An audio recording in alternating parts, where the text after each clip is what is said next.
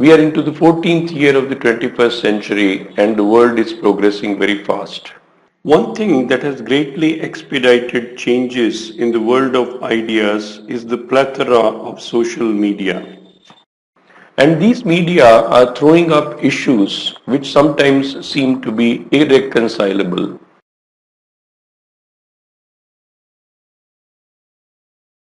One of these irreconcilable issues is meritocracy and egalitarianism.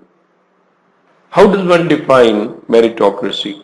Meritocracy is a system in which a person is valued based on his merit, where merit is defined as the degree to which he is useful to his controlling authority.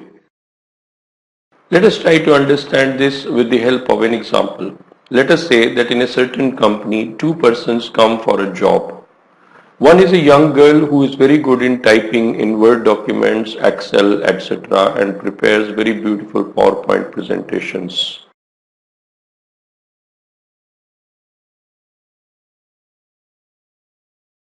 Another is a PhD in chemical engineering.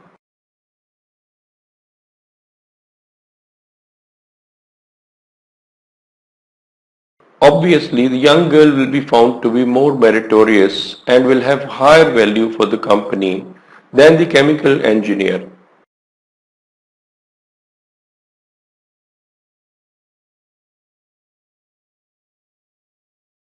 Similarly, let us take our coalition dharma in India.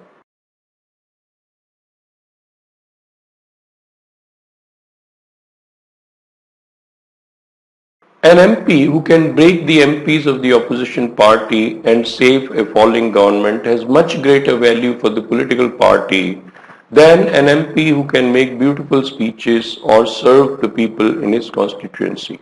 It's very obvious, very natural, very understandable. Let's now try to understand egalitarianism. Egalitarianism propounds that all human beings were created equal and remain equal irrespective of whatever physical, psychological and moral deterioration and degradation they may undergo over the years. If we now apply egalitarianism to the example of that company, we'll be able to understand that egalitarianism now takes a sympathetic view of the chemical engineer.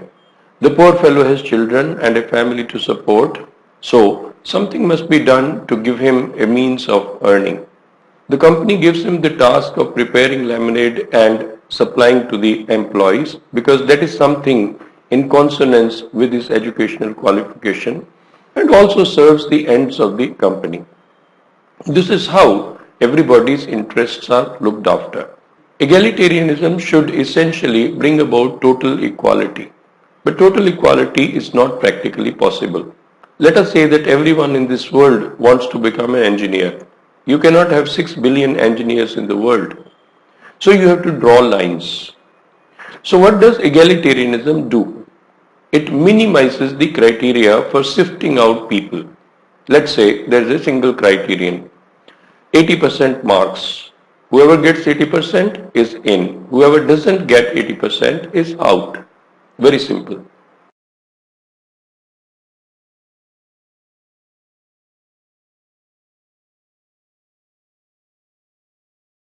This method of bringing about equality among those who have one factor common seems to be almost a universal rule.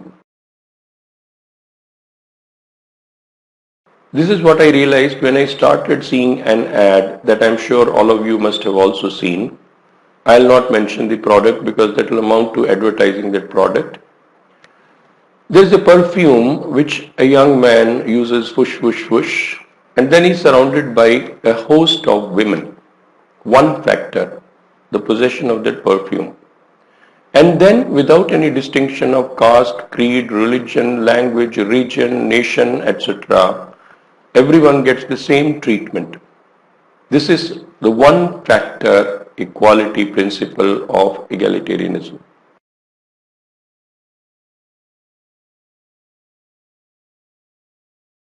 And I find it applies quite widely.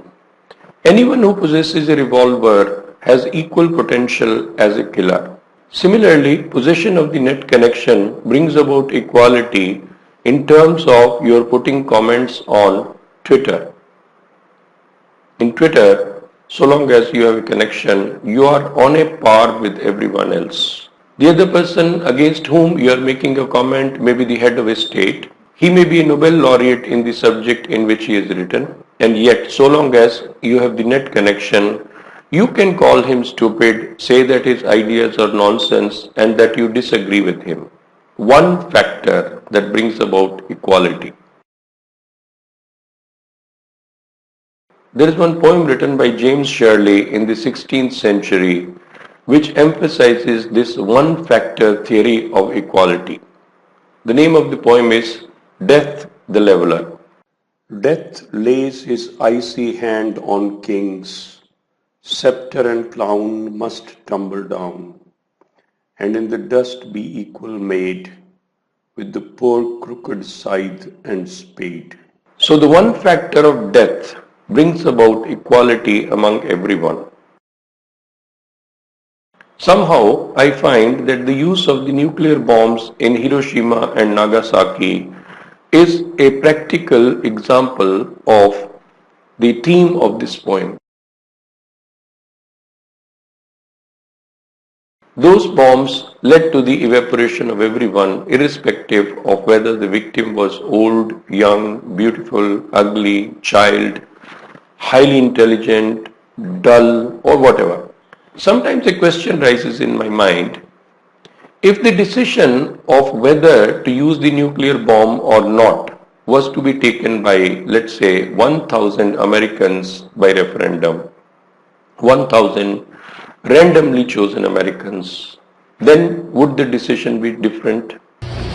Now I am become death, the destroyer of worlds. Would it be different if it was taken by 1 million Americans?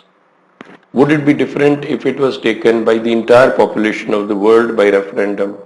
Same way, the question of whether to bomb the WTC, would it be different if it had been taken by 1,000 randomly selected Muslims?